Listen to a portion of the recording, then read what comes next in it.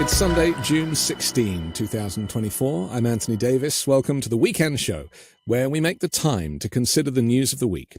You can support my work and independent journalism at patreon.com/5minutenews.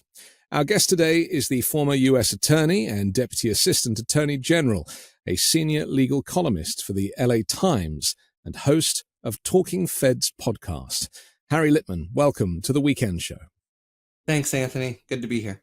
So, could I just start by saying that I see the US as quite lawless, and that's certainly the evidence that I've seen recently when it comes to the disgraced former president, but it is also very litigious. Do you think there's any truth in the fact that the law tends to be kind of, people go down the route of rather suing each other than kind of taking personal responsibility? Just kind of an overarching question. No. It's a really rich question, I would say. There, you really can't gainsay the idea of litigiousness, right? We're all over that, and it goes to de Tocqueville and others have noticed it that way. On the lawless point, I think there may be that the landscape may be more complicated. We are seeing lawlessness at the very highest levels of one party of government, and that's striking. And one does think that, in America, if that works for these elites, then it's the general situation. But, I think the law, this is the short lesson of the convictions in the New York State court. I was at the trial in a sort of dilapidated, homely, regular old state court cold. in Manhattan. Don't forget how cold it was as well. Right, exactly.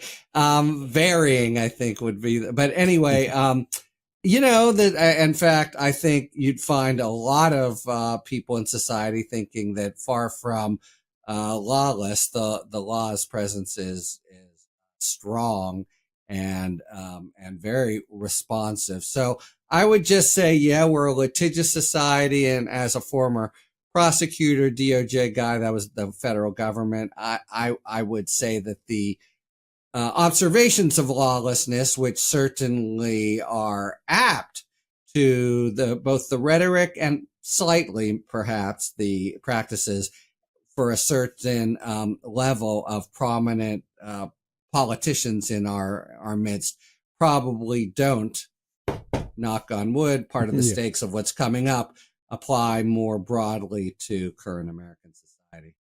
Because my feeling, and a lot of people I've spoken to feel that after January 6th, 2021, because Donald Trump very openly on television encouraged people to attack the US Capitol and brought about a coup against his own country, that really the very next day, if the country was lawful, he should have been led away in handcuffs, because that was such an obvious, breakage of American law and also his oath of office.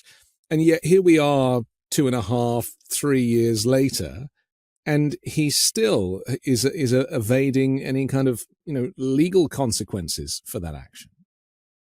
So true.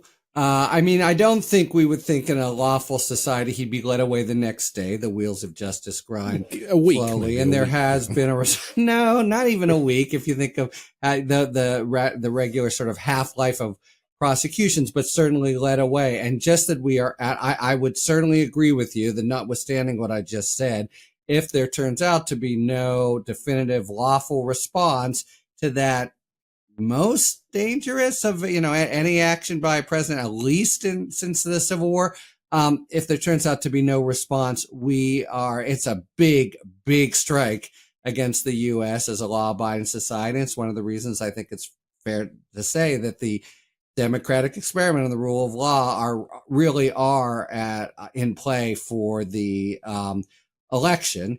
So it's a monumental test of the system, and it's harrowing, isn't it, that it seems to be up in the air, that there's a state of affairs where Trump re-wins the presidency, notwithstanding, right, a whole series of things, January 6th being maybe prime among them, where sane people said, okay, well, that's it, at least for Trump, and we've been proven wrong and wrong and wrong again. So all of that is certainly occasion for nail biting on a grand scale. So I don't. The jury, as it were, isn't out. Accountability may still be coming, probably will still be coming, whatever the Supreme Court does, and whatever the next few months hold. If Trump loses, if he doesn't, though, you're right, it's squelched. And what of the principles of rule by law and not by men? I do think, I try not to be too alarmist or hyperbolic, but I do think we're kind of looking at that point like Turkey, Venezuela, whatever, not like the land of the free and the brave. You mentioned Trump's friends there in Turkey and Venezuela and, right. Anywhere else. These are the people that he respects. So with your experience, emulates indeed, and they emulate him, as is the case with Bolsonaro, for example, in Brazil. But just to your experience, let's just talk about why. Why does he slip through the fingers of justice? What is it about him? Is it the office of president that has that kind of cultural, disconnect, or we can't touch that guy? Or is it the fact that, he is a bully and, arguably wealthy? I mean, that's definitely open to debate. And is it because he's white? I mean, I suppose let's come straight out with it. That has something to do with it as well, doesn't it? Of your three hypotheses, I feel pretty certain in choosing door number two. He's been a sort of laughingstock, I think, for much of his career in New York. He's been on the wrong side of the law a lot. Yeah, he's bullied and blustered opponent or business people repeatedly and been a first-class jackass. But what we're talking about here, the flagrant, breathtaking, and deeply damaging dereliction of rule of law, that's because he stumbled. I mean, he lost the popular vote, but he, at a minimum, came very close to legitimately winning the presidency and maybe won it, and it could happen again. And that, to me, is the whole thing. There's a lot of this kind of goes back to the crown and the special place of a sovereign to do what he or she desires. We don't have that system exactly, but we have some cultural vestiges of it. And if a totally corrupt, buffoon, shameless, megalomaniacal, fill in the blanks person ascends to the presidency, it turns out that's a kind of crisis that it's just not clear the Constitution can survive or at least can respond to with vigor. So I think it's the happenstance, the, horrible and kind of ridiculous, but it's not so funny, is it? Happenstance that he happened to become president of the United States, from which all of this follows. You worked under Bill Clinton. Back then, could you have imagined that we'd be in this situation now, where the threat of a constitutional crisis, a presidential candidate and former president being worshipped like a king, by libertarian people? I mean, that's what's so remarkable, isn't it? That he's basically been given the crown.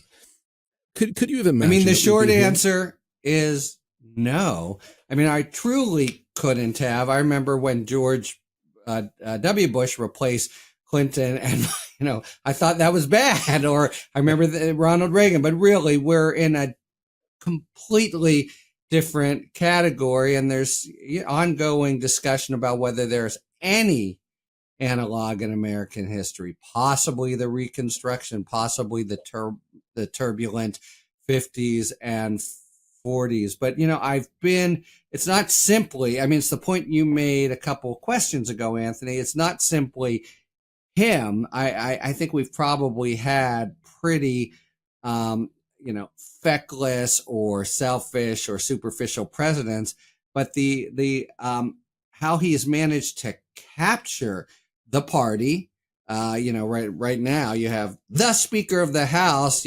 basically saying the conviction, by the way, when Spiro Agnew a while back was convicted, it went without saying that he had to leave the office. I mean, all those sorts of things, the broad capture of it and the like, I don't think I could have imagined. I've been at the Department of Justice under Republican and Democratic rule. I've been at the policy levels of the Department of Justice under Republican and Democratic rule.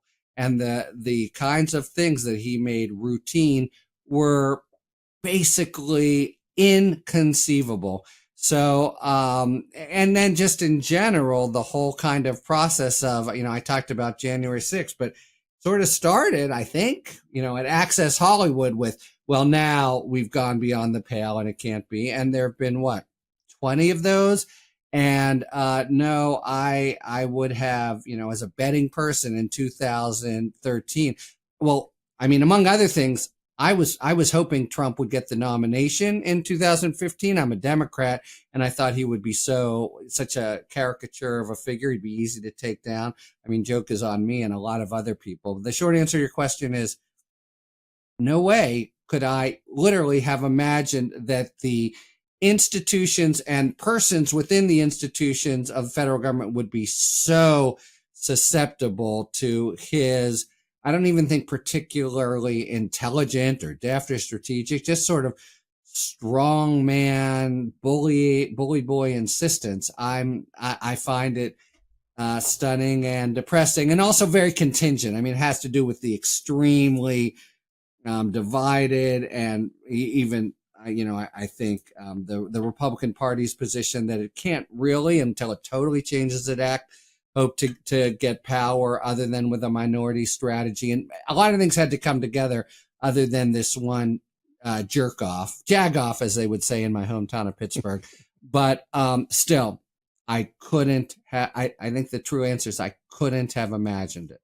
It's funny, isn't it? Because before Trump in 2016 or even 2015, when he was campaigning, people like you would reference Watergate and maybe the impeachment of Bill Clinton, which now looks like the apotheosis of lawfulness and the systems responding and holding. Right? Yeah, amazing. And because Nixon was forced to resign, and he did. Can you imagine? Can you imagine Trump being forced to resign? Right. Trump's the best thing that ever happened to Richard Nixon, right? It's really, he at the time I was a, little 16-year-old hippie Nixon hater, but people saw him as being forced out. But you're right. He could have, Trump, having plainly lost the election, was talking about the military and all kinds of, high theft and fraud with Congress, the sorts of things that Nixon never imagined. And I don't think we thought of it then. That's because of his laudable personal qualities. It was just, that's America and the force of the culture here. But it turns out that strength is really contingent. It has, it's definitely yielded, if not surrendered, to him in a lot of ways. So, right. Watergate now looks like, the textbook of government crisis doing well. The army doesn't come out. And who the hell knows, whether it would or wouldn't under Trump rule. And it really does. I don't know, people much more sophisticated than I have the view that if you look at history, it is a bit of a one-way ratchet, that when democracies lose their way, it's very, very hard. Poland might be a counterexample now, but very, very hard for them to claw their way back. So it really feels that it's not simply, okay, we'll endure it for a few years and maybe we'll all go to New Zealand or something. It really does feel like if he manages to base things and actually undermine what is essentially at the end of the day, cultural shared beliefs, that we're sort of kind of through, or at least a quarter turn toward, or a half turn toward, say, a Turkey. It feels that way to me. Like, what if the inconceivable becomes the conceivable?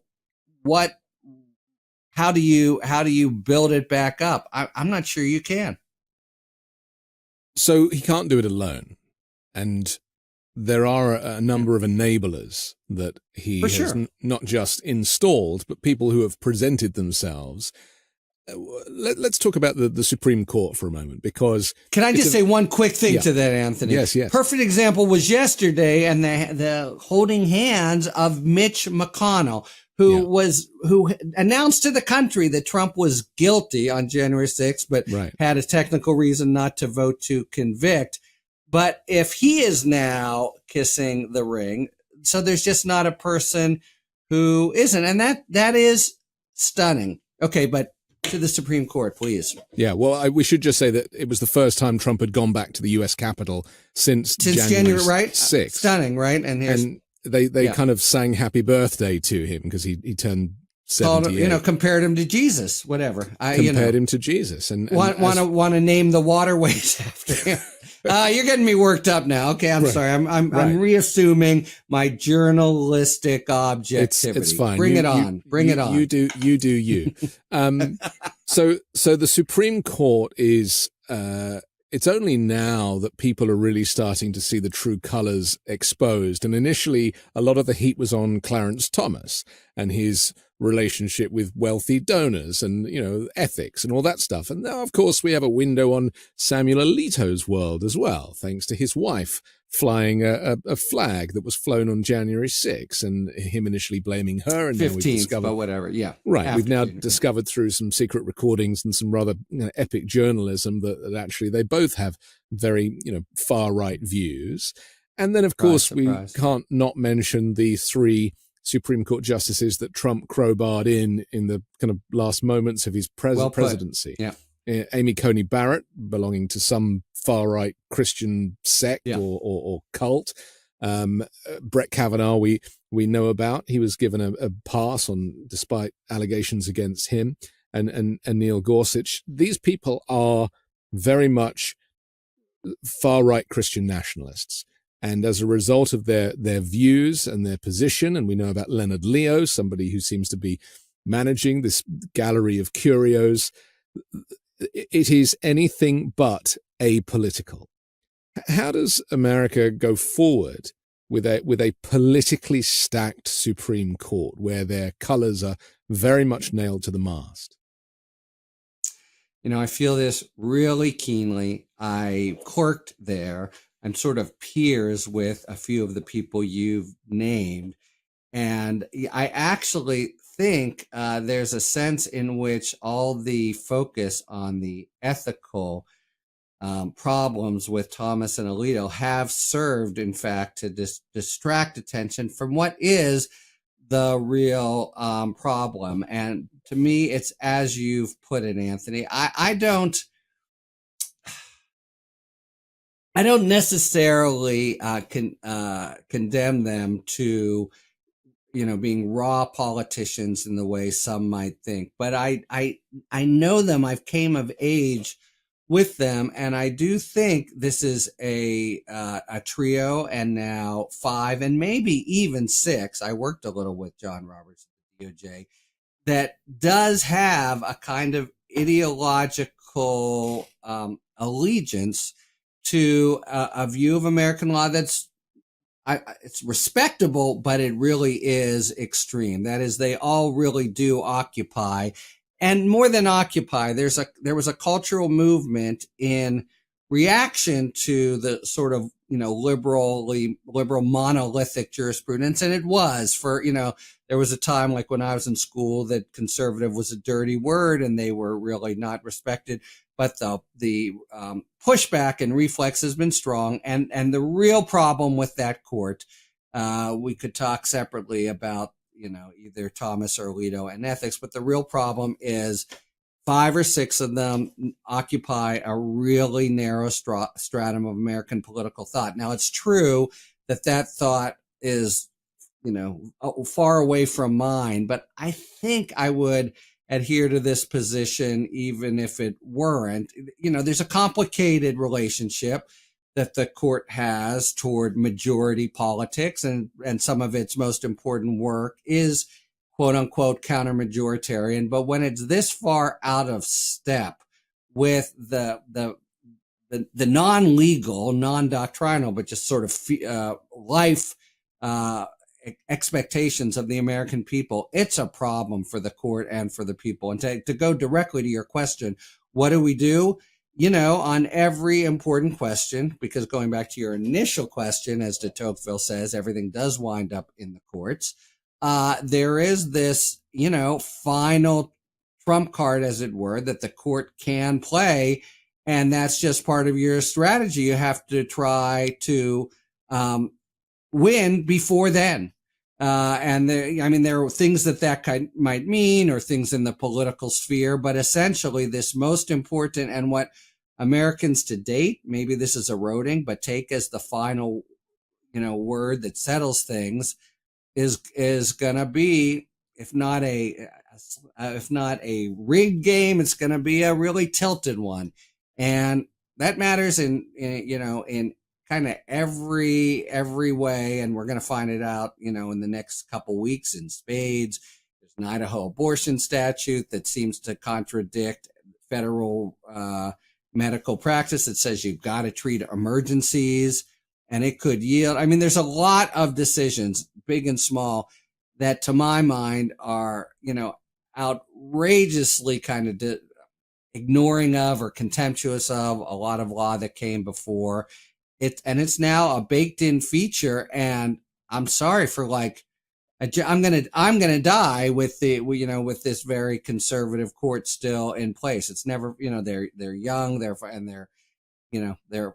are at a minimum 3 or 4.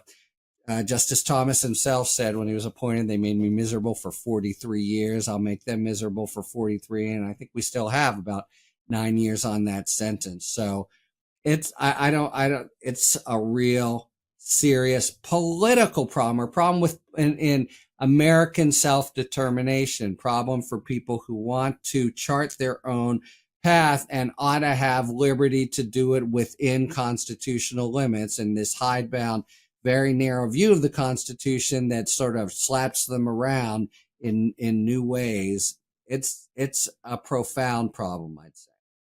There's nothing in the Constitution to suggest how many Supreme Court justices there should be, though, right? And so the argument to pack the court, which is what Donald Trump did, is potentially open to Joe Biden, maybe not in this term, but in a future term, or whoever will be the Democratic leader.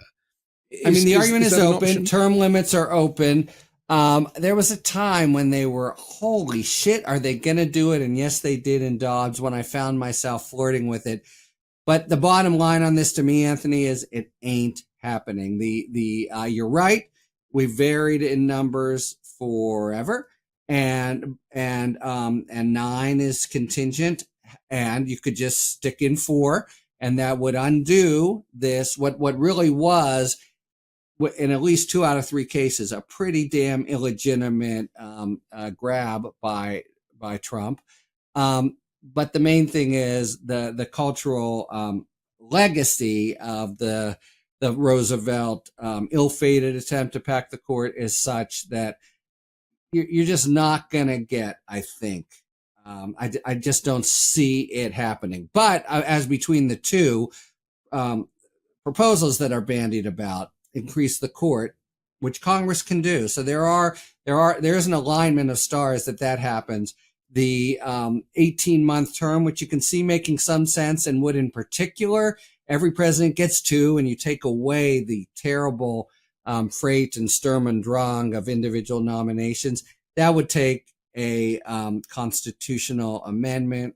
The ERAs fade in, what's it now, 50 years? I mean, what's involved there, as long as we keep, let me just step back. As long as we have basically this position where the Republican Party is given the operation of the electoral college system and the way in which, they're at, what is it in terms of numbers in the country, 42, but they can just eke out power majority rule in some ways. And they're just, so at some point, somebody's going to have to get guts in the Republican Party and say, we got to go in the desert for a while and come back so we can remake ourselves as viable. But as long as they keep trying to cobble together power now, basically without any substance, just by, trashing them, just by culture wars, etc., that kind of thing will not happen. The kind of thing that requires a real national consensus. It's so Jets and Sharks, Capulets and Montagues out there, and just the reflexive feeling as if one side's for it, they're against it. I grew up learning in government's supposed to be divided and hard to do things, maybe, but not quite like this. It's really impotent. Yeah, it's an issue of representation, though, isn't it? And 100%. The Supreme Court, numbers wise, is not representative of the people. You could argue that the number of Congress people is not representative of the people.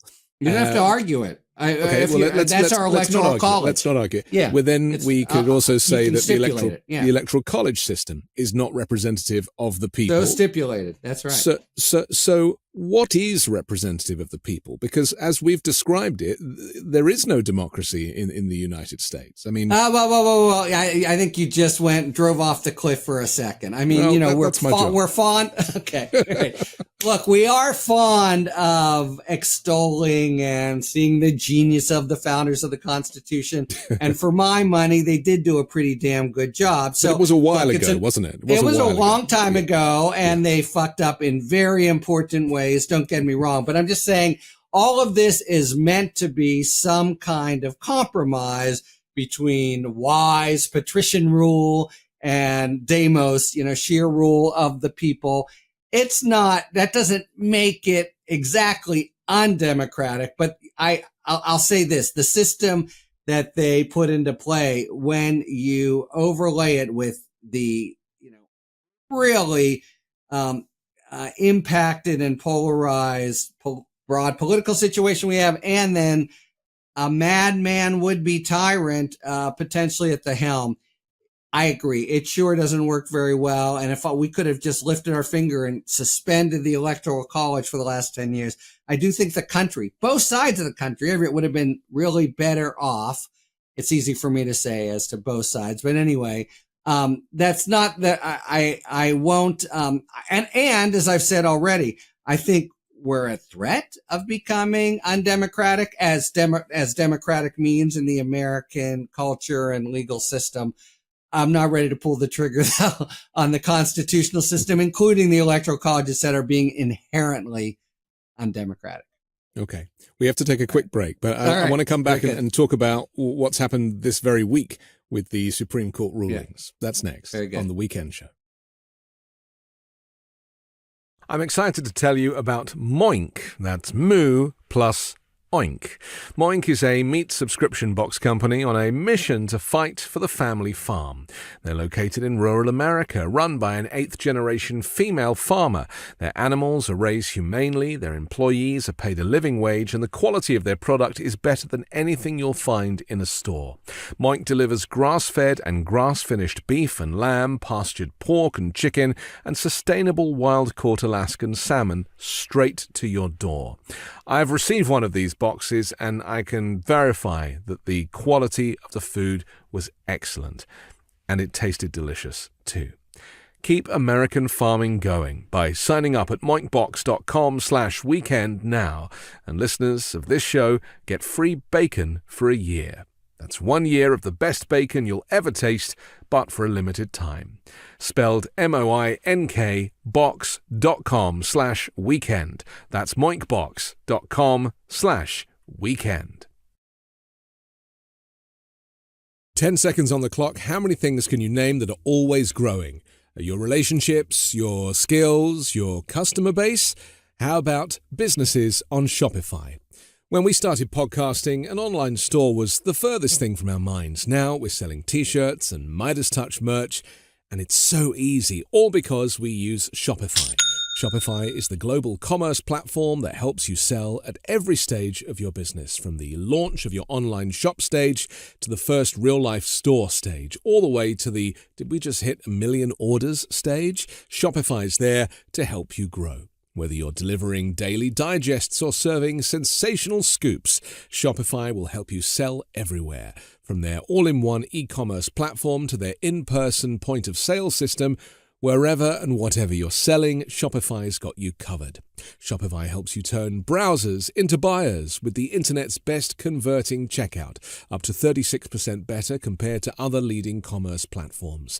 And sell more with less effort thanks to Shopify Magic, your AI-powered all-star. Shopify powers 10% of all e-commerce in the US. And Shopify is the global force behind Allbirds and Rothney's and Brooklinen and millions of other entrepreneurs of every size across 175 countries.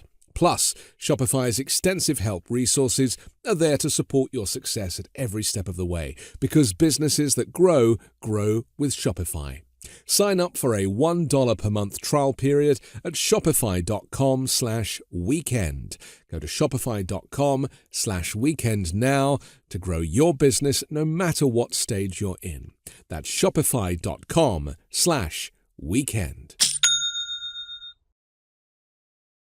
We're back on the Weekend Show with Harry Litman. I'm Anthony Davis. The Supreme Court on Thursday threw out a lawsuit seeking to roll back access to mifepristone.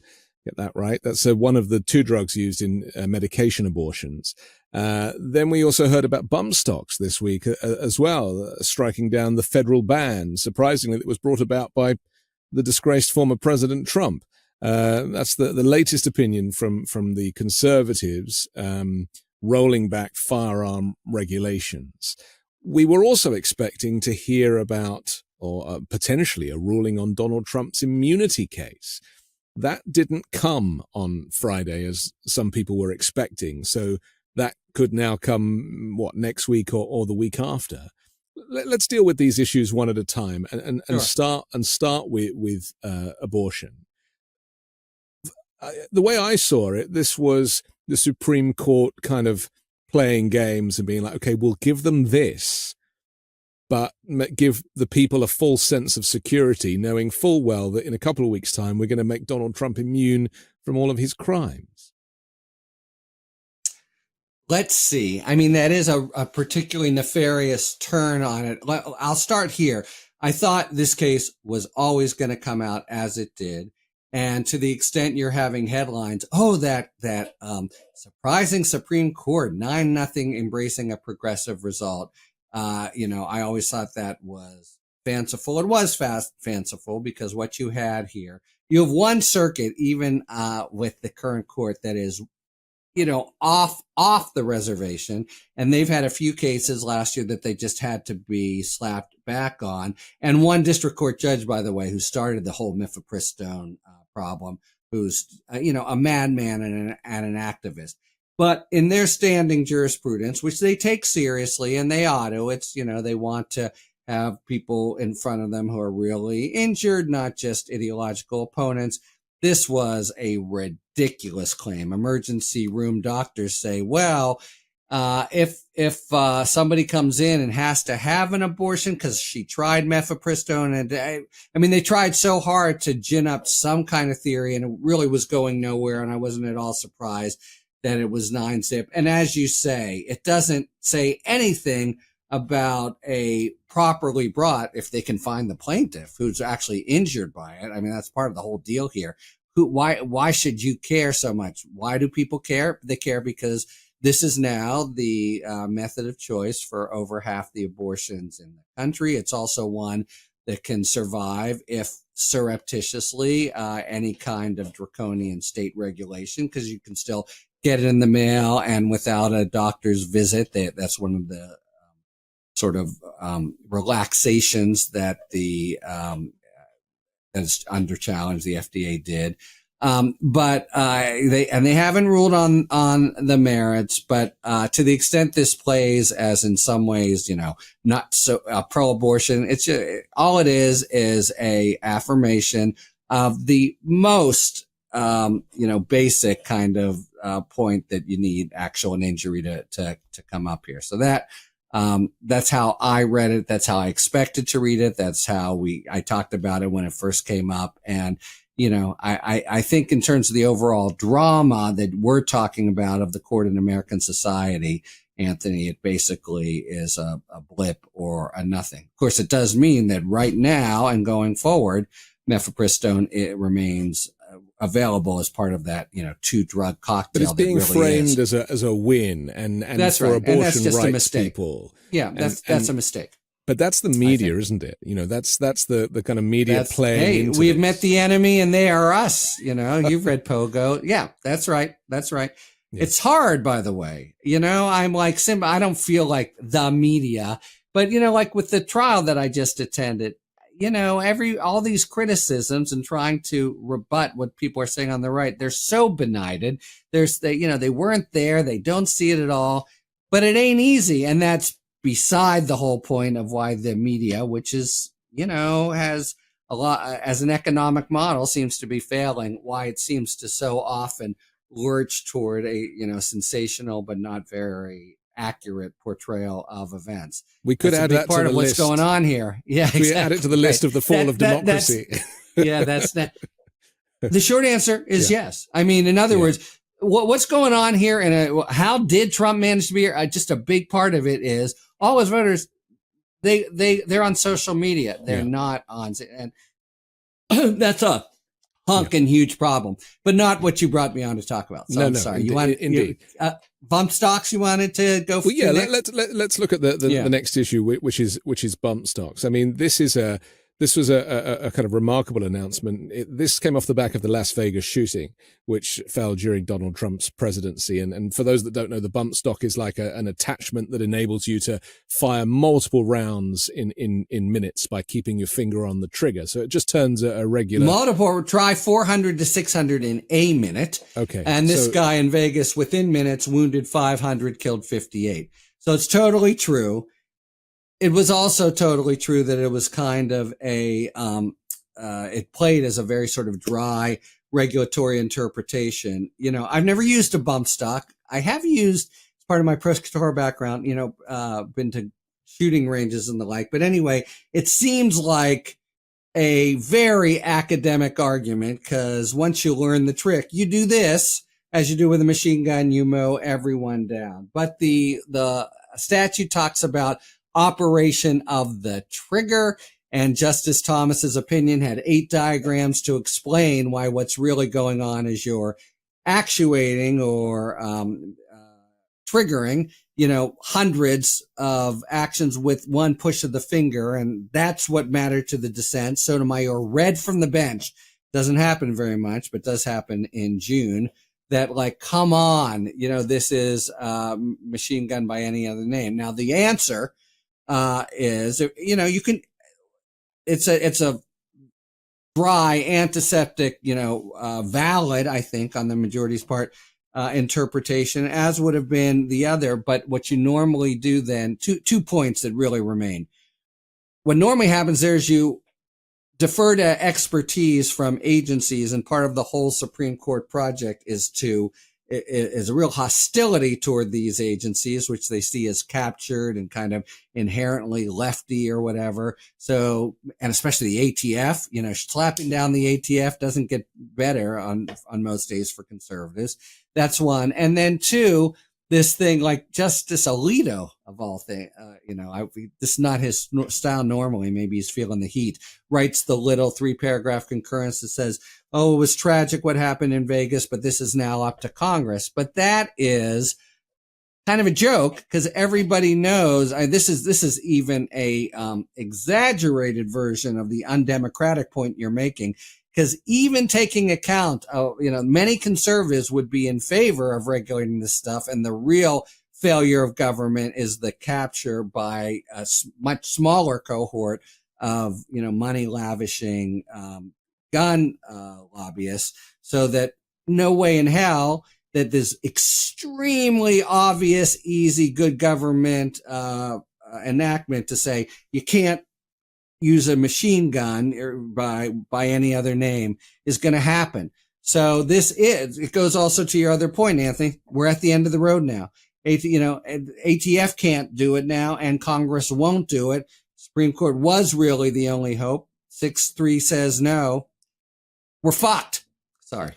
As a practical matter, even though legally, as a matter of, you could make this in, legislative interpretation, a nice kind of academic debate in class. What the majority said is not ludicrous to me, but we're fucked. Sorry, go ahead. What does that say to the other national conversation about removing weapons of war off the streets as per the ban years ago, which did actually see mass shootings go down? Assault weapons ban, yeah, for sure. Does this change the conversation on that issue too? I don't think so. I mean, I think it just, reinforces it. We're in a situation where the kinds of things that are permitted in some states, and potentially the Supreme Court might even find constitutional entitlements to, but even if they wouldn't, the ability to move things in the direction that a plain majority of the country would like. I mean, we are such outliers in the civilized world in terms of the number of guns, the likelihood, homicide and suicide, the likelihood of people dying as a result of guns, etc. There's no comparison to us.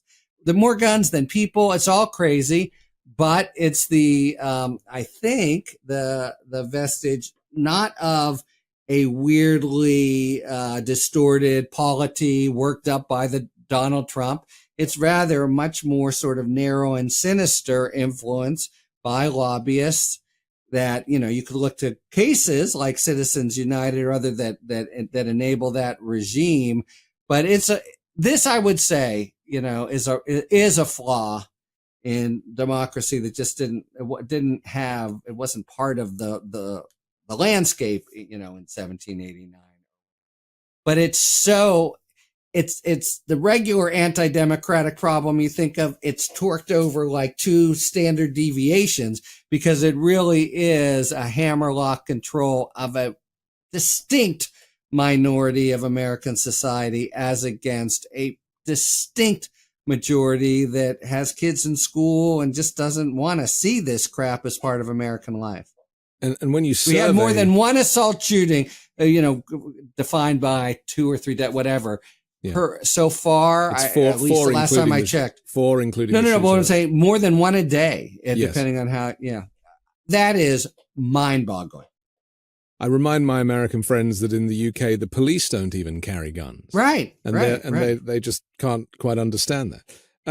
When you survey Americans nationally, though, there is, even from gun owners and conservatives, there is a desire to see gun safety legislation.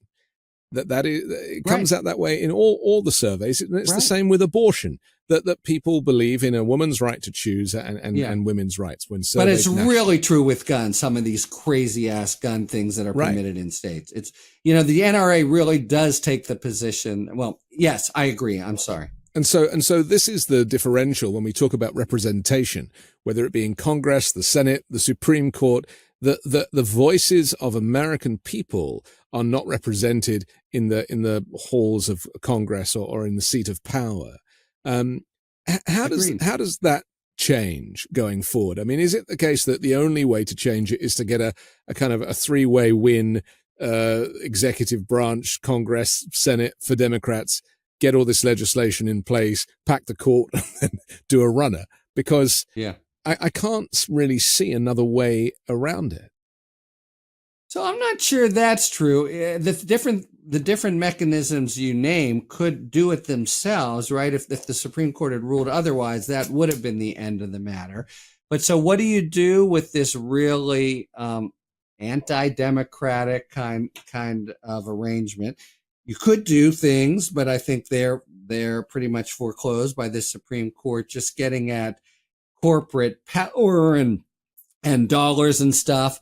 But I think what's happening, I am on the Brady Leadership Council in the country, and with so many legal institutions kind of failing us in this respect, there is a kind of cultural move afoot, isn't there? That was maybe overall successful with cigarettes, which for a time seemed as powerful, where the NRA, has been, I think, discredited a lot. Wayne LaPierre is he in jail, or somehow he's known to be a thief. Yes. And I do think they're in worse humor. It's got a long way to go, but because you would have to get them to a place where I think the average Republican senator would not take $2 million now from Philip Morris. And could you maneuver things so it would be the same for firearms? That seems to me, in the kind of absence of government to step up, and it's totally right. It's representative of a majority position, but it gets foiled for these reasons. So I think the most effective, and it doesn't seem impossible to me, but it's a damn shame that this is the way one has to try to go, and it's a long-term project, but it's to basically make the gun industry sort of, outlaws, as they ought to be. But, and I do have to say, maybe. I have a lot of friends who are conservatives. I really can respect and get next to their views, with the exception of this one. I honestly, I understand why it might be kind of fun, or you think important to have a gun, or even one to defend yourself. But the kinds of things that they are reflexively for, at least the gun industry, and, they will fight to the tooth and nail against, that seems so sensible. I literally don't understand what's in their head that they think this is, every hill is worth dying on. I pretty much concede I don't understand the enemy here, and that makes it harder to advise what ought to be done. But I think some cultural assault on the gun industry, is happening, ought to be happening more robustly.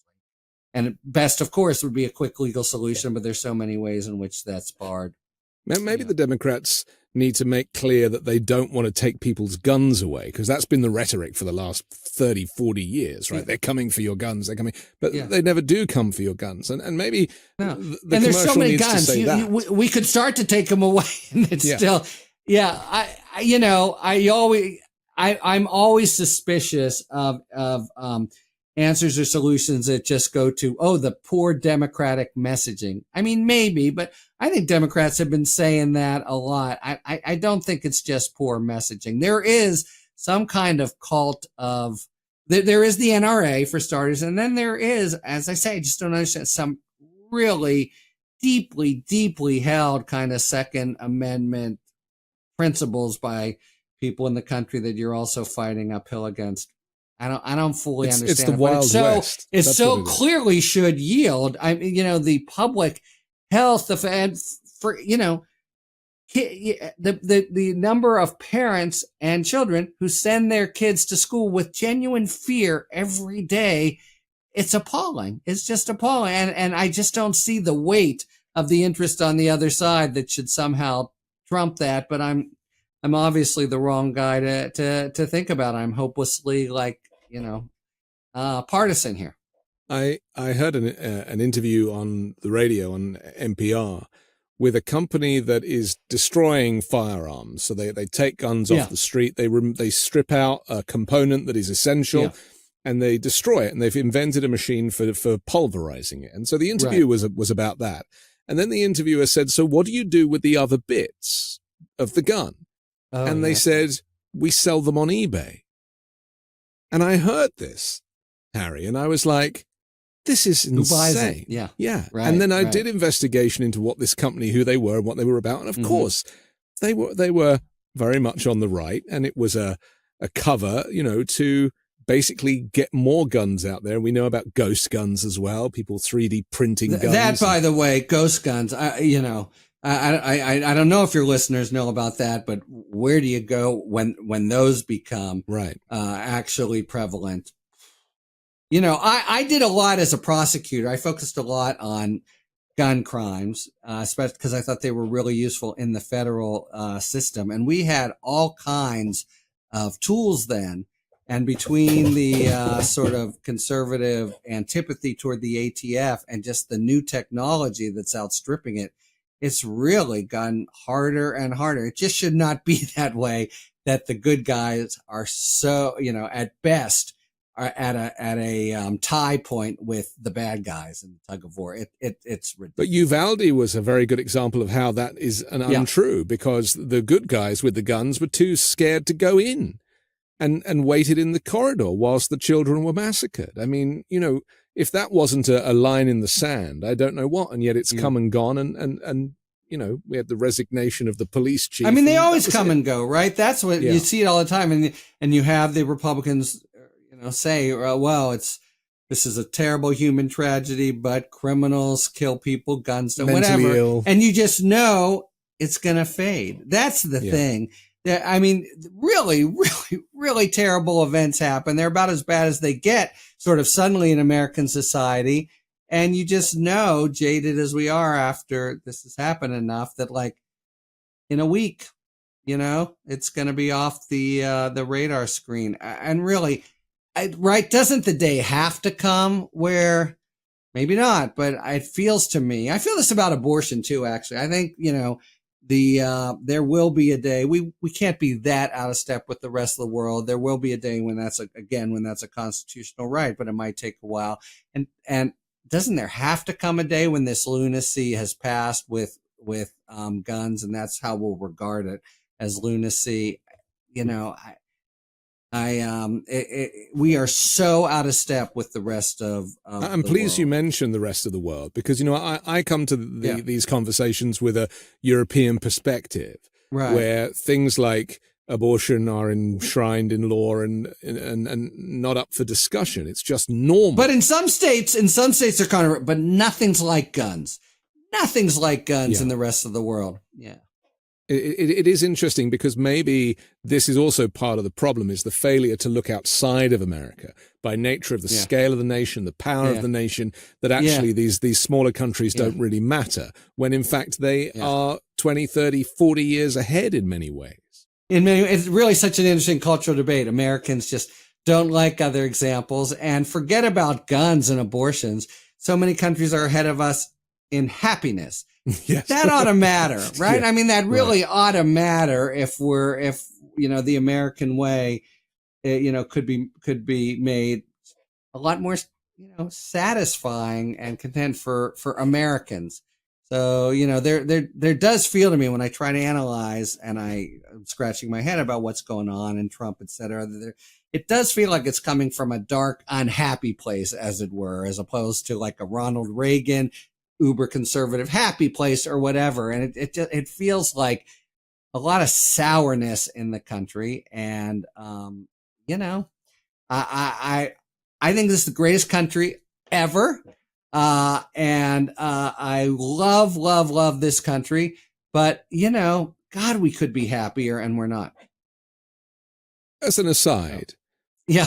Why do you think this is the greatest country? Because, you know, its attitude of possibility, and anything can happen. Its general decency of the sort of shared principles. It's kind of you know, its lack of effeteness. It's, you know, like baseball and hot dogs and all that stuff, combined with the greatest universities in the country, I mean, in the world, maybe UK accepted, whatever.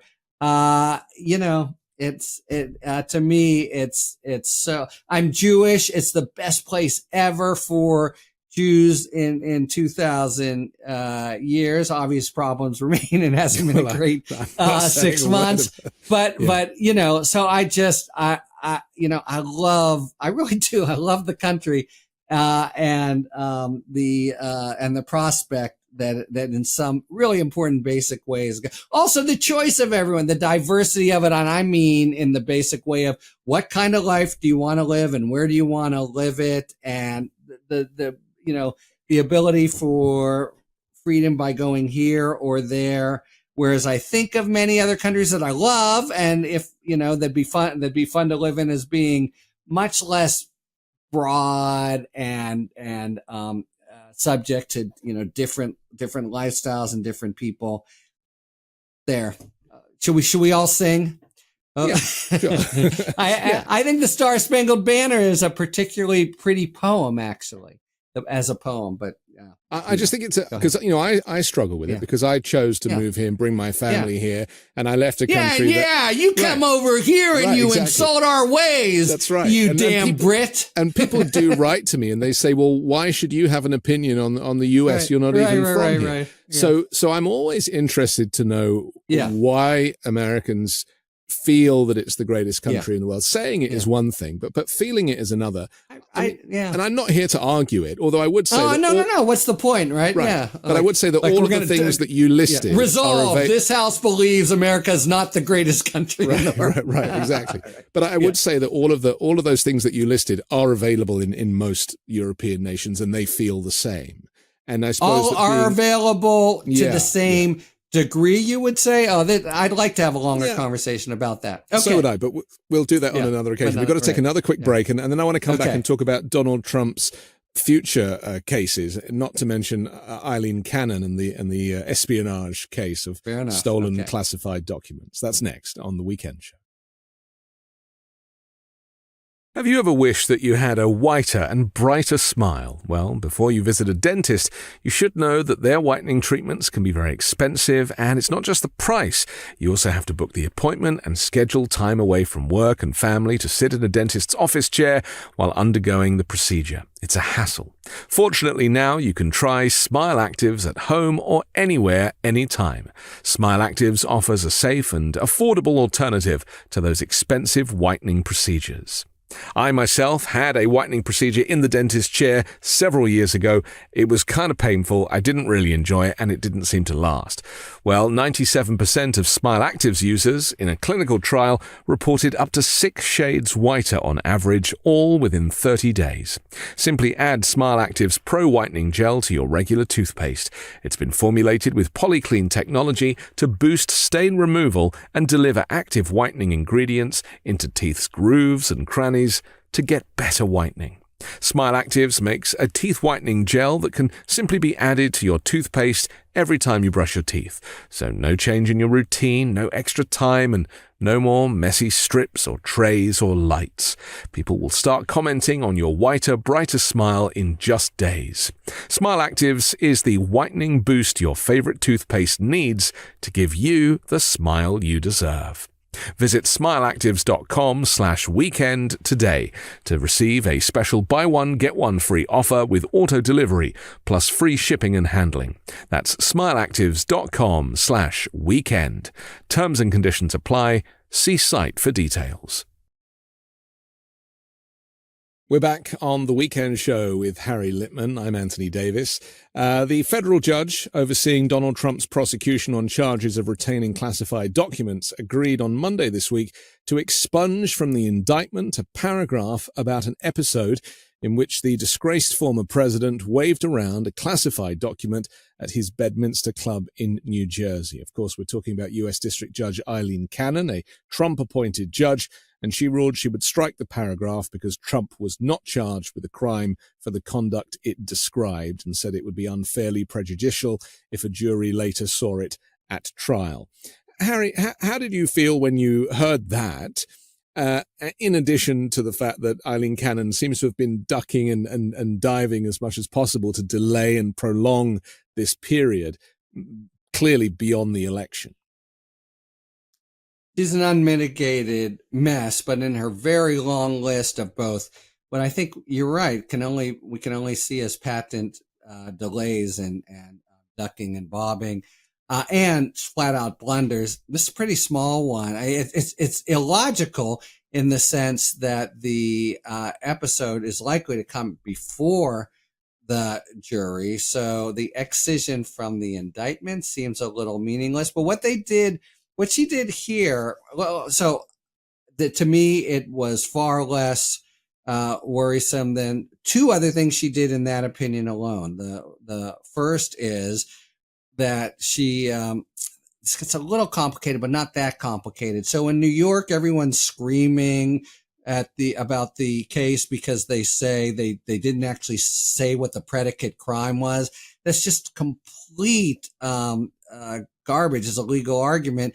That was about, in New York, the means, and the Supreme Court has held look, there are elements of a crime, and then there are means like assault with a deadly weapon, and whether it's the gun or the knife, the jury doesn't have to agree on. In the same way, there's a count 34 here, where there are two different means, and she just said it has to be decided unanimously. Just a complete departure from Supreme Court law. But she says that at trial, because the even more consistent feature of her absolutely mucking up the case is these repeated suggestions that she'll do this kind of mischief at trial in a way that could favor Trump and make retrial impossible under the double jeopardy clause. So if she makes this mistake and the jury takes it seriously and they apply what she tells them and they come back with a not guilty verdict, even if it's legally flawed, they're, a not guilty verdict they can't revisit. As opposed to, and let me just say quickly, in New York, if he wins on appeal, they can retry him. So she has again and again done it just seems impossible to indulge any other hypothesis than that she's trying to just delay things, but never actually make a holding that the DOJ could then use to appeal to the court above her and couple it with a motion to recuse her. And they already have a pretty good predicate for starting, because of way back at the beginning of the case, she did that whole misadventure with the, bringing in for a normal search, the special master, and having all this, just complete elementary blunders. But she's now happened on this strategy of just not ruling. And she, at the same time, she, rattles her saber all the time about all the trouble she could make at trial when it really would effectively kill the case. She is a really first class mess, and it's the case.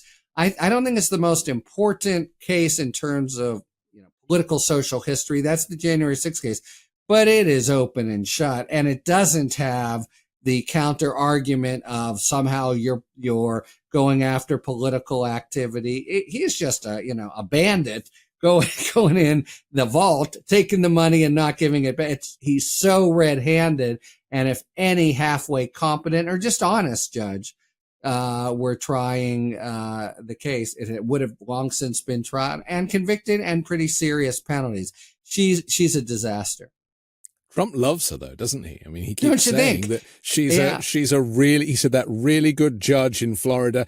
In contrast, he criticizes Juan Merchan in Manhattan and he's, terrible judge, conflicted. And then the moment he talks about Eileen Cannon, what a wonderful judge. He literally, I mean, he says all the quiet parts out loud.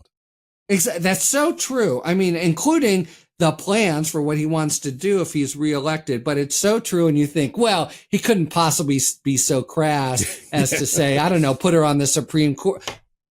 Yes, he could, right? I mean, it just doesn't, it's always the things that motivate him are always very clear. And she could well be thinking, okay, what do I got? Let's say it's a 10-to-1 shot. Let's say it's a 2-to-1 shot. Let's say, God forbid, it's even money, shot of being on the Supreme Court and a big shot on my life. Or if the other guy wins, I'm going to be reviled forever. And maybe the most, one of the most hated district courts.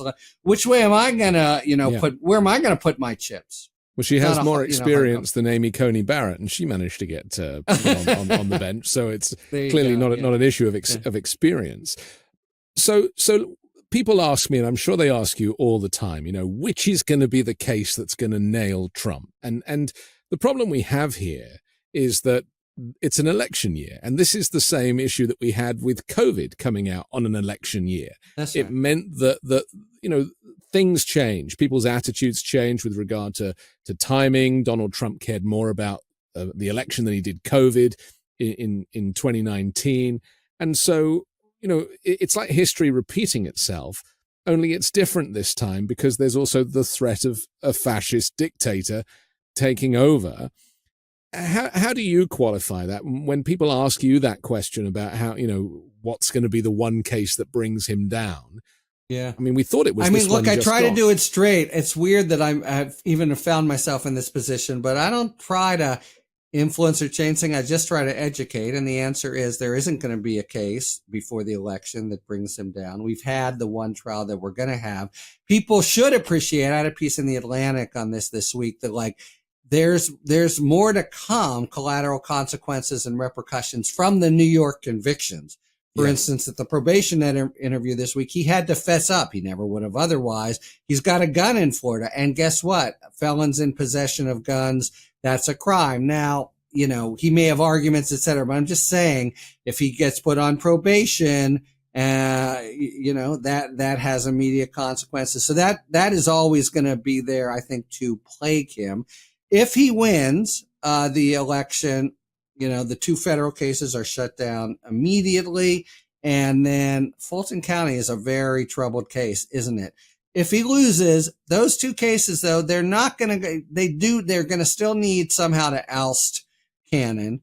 But those cases are there and the New York 5-year probation, et cetera, which is going to get him kind of all of them. And I don't say that kind of, you know, triumphantly or gleefully. I got a star turn on Fox News for for extolling the New York case, but, you know, completely misinterpreted. I was saying the operation of the rule of law was a cause for celebration. I could see a perfect world in which a philosopher king way back when would have said, okay, Trump, here's the deal. Go away, never come back, and you don't have to go to jail. But we're past that point now because of different political maneuvers and the ideal of applying the law to all persons. He's looking at, you know, I said this and it was like another kind of big thing that swirled around, but to me it's just math. I stand by what I said last week to Al Franken. He's got an appreciable chance of dying in prison if he's not elected. Those cases aren't going anywhere. They really do have big penalties. And once you're a criminal, as he is, shit happens and things tend to compound. So if the system really does intend to treat him as the pedestrian criminal he is, you know, if he doesn't win, it's not going away. Even if he wins, by the way, I think the Supreme Court would and should find that the New York's thing, for example, has to be suspended. But if he's sentenced to prison, it will come back after he finishes his term. It's an interesting question. He turns 78 today, maybe. Right. And, he turned 78 a few days ago. Sorry. But, he is, Biden's the old guy. I was just at this trial. I want to tell you, he is not a healthy 78-year-old. No. On the other hand, and I don't wish him, death, but on the other hand, I gather, his, genes, his parents have lived long, whatever. But, he's not, you just have to take one look at him, like the unnatural color and shape. The guy's not a healthy 78-year-old. Well, he's also demented. I mean, that's the other thing that there's that. Really... And I really do think, again, not trying to be snarky or triumphant. I just taped my podcast with Rick Wilson, who, is master of kind of humiliating him, but he genuinely believes, and I think a lot of people genuinely believe, he's really lost it since you think of him in 2015 when he seemed to have a little bit of spring in his step and a kind of creative nastiness, that whole like shark battery deal from a couple of days ago, he's got, once a week he has these moments of senility, or it would seem. Yeah. So there's that as well. Yeah, I agree. So for my money, the dynamic duo, if we're looking at goodies versus baddies, is Tanya Chutkan and Jack Smith together. I kind of feel like, it's funny, isn't it, how we don't get to see much of any of these people. There's like 2 pictures of Tanya Chutkan floating around, 1 picture of Eileen Cannon, which is pretty scary with like guys. Yeah, I'm really looking forward to, whatever. Right, I'm looking forward to seeing these people in real life. And we've heard Jack Smith speak a couple of times, and both times I was like, oh, okay, he's that guy.